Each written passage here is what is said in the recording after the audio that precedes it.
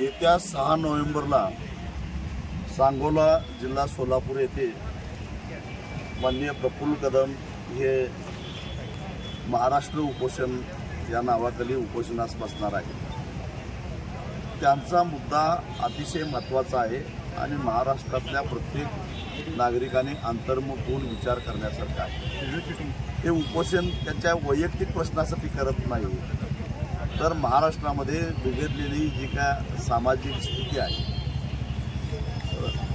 राजकीय नेत्यांची शिवराळ भाषा, कमरेखालचे वार आणि असंसदीय पद्धतीनं अश्लील आणि अचरट बोलणं हे जे चालू आहे, त्यामुळं महाराष्ट्राचं पॉलिटिकल कल्चर फार बिघडून गेलेलं आहे।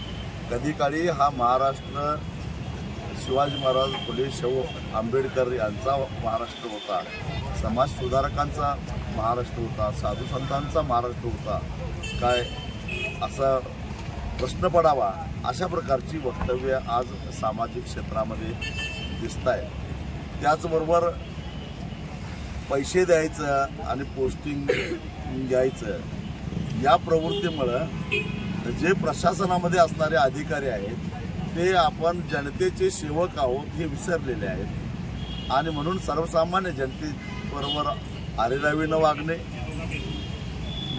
सत्तेचा गैरवापर करणे, अधिकाराचा वर्दीचा गैरवापर करणे, अर्वाच्य भाषा वापरणे, राजकीय नेत्यांचे पाय चाटणे असले उद्योग आता करतायत। भ्रष्टाचाराची बजबजपुरी माजलेली आहे। या सगळ्या व्यवस्थेच्या विरोधात अगदी प्रसार माध्यमांना सुद्धा कुठेतरी शिस्त लागली पाहिजे, त्यांच्यावर आचारसंहिता लागली पाहिजे।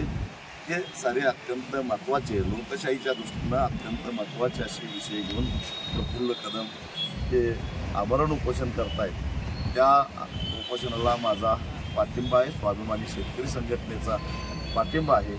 मी 6 नोव्हेंबरला सांगोल्याला भेट देऊन त्यांना पाठिंबा देणार आहे। सांगोला तालुक्यातील महत्त्वाच्या घडामोडी पाहण्यासाठी सांगोला लीडर या चॅनलला आत्ताच सबस्क्राइब करा।